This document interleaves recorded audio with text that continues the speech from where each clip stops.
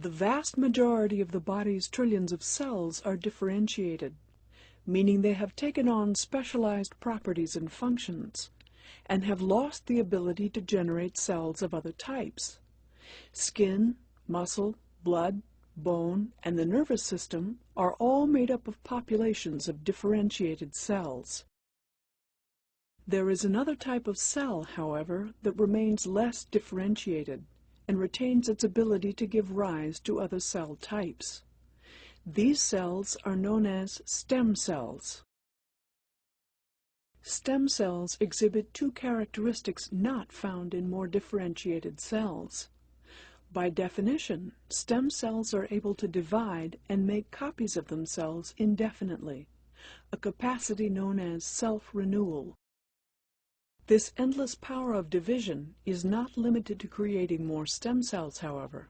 They can also give rise to a wide range of mature cell types. These unique characteristics make stem cells indispensable, both for replenishing the body's cells as they age and are lost, and for constructing the body itself from a tiny number of cells during development.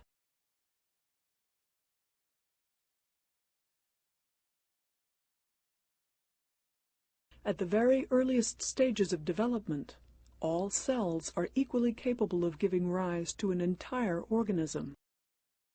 But after only a few rounds of cell division, the cells begin to lose this totipotency and to differentiate, sorting into groups that will either contribute to the placenta or to the embryo itself.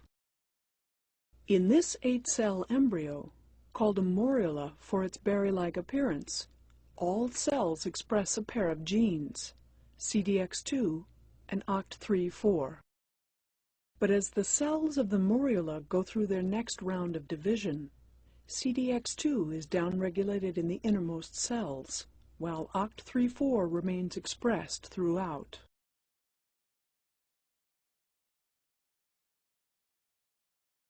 The segregation of these genes is maintained as the cells continue to divide, until after about 10 rounds of division, the embryo has become a hollow ball, known as a blastocyst. The outer layer of the blastocyst is made up entirely of cells that express CDX2. This trophectodermal layer will go on to become placenta. On the interior, OCT3-4 marks a small cluster of cells with phenomenal ability to differentiate. This inner cell mass is made up of cells with the developmental potential to give rise to all of the body's many cell lineages, an ability known as pluripotency. And indeed, every one of the cells in your own body can trace its ancestry back to these few dozen pluripotent stem cells.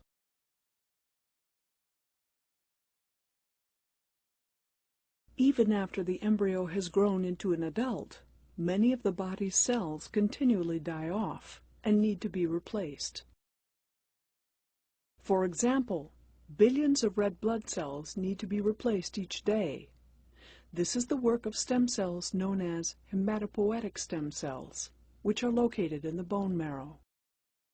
Residing in a complex cellular environment, the hematopoietic stem cell is able to generate precursors to every type of blood cell. And indeed, these stem cells have been used by physicians for decades to replenish patients' blood supplies following radiation treatment for cancer. The stepwise differentiation of a stem cell's progeny depends on combinations of genetic and environmental factors that gradually steer these cells into following a specific lineage. This process involves different sets of stimulating factors operating in the cell's environment, at its surface membrane, and within its nucleus. Each step down the path draws it closer to becoming a functional red blood cell and entering the bloodstream. The lining of the small intestine turns over even faster than the blood. At the microscopic level, this epithelial surface consists of billions of projections called villi, with stem cell-containing areas known as crypts near their bases. The intestinal crypt contains slowly dividing stem cells that maintain their own numbers while also producing rapidly dividing progenitors. These transit-amplifying cells churn out all of the differentiated cell types needed to migrate upwards and replace older cells as they are shed from the tips of the villi. This constant self-renewal by stem cells is a feature of many of the body's systems, including skin, hair, and bone.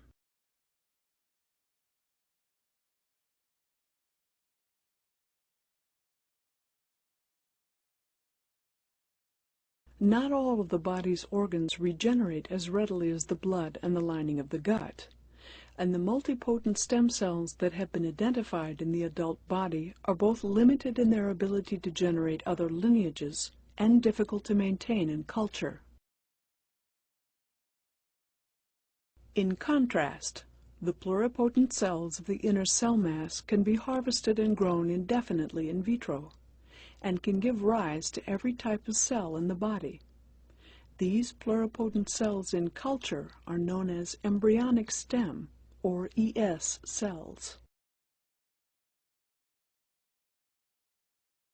By culturing these cells under controlled conditions, it is possible to steer their differentiation into specific cell types. For example, ES cells cultured on a bed of stromal feeder cells and treated with inductive factors such as BMP4 and sonic hedgehog tend to differentiate into neural lineages. By testing various ES cell culture conditions, scientists are gaining new insights into the biology of the differentiation processes that build and sustain and may one day be used to heal our bodies.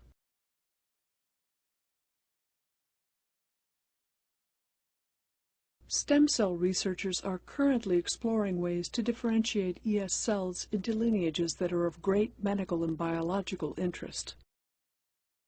The nervous system, the pancreas, and the heart all regenerate too poorly to restore themselves after serious injury or degenerative disease.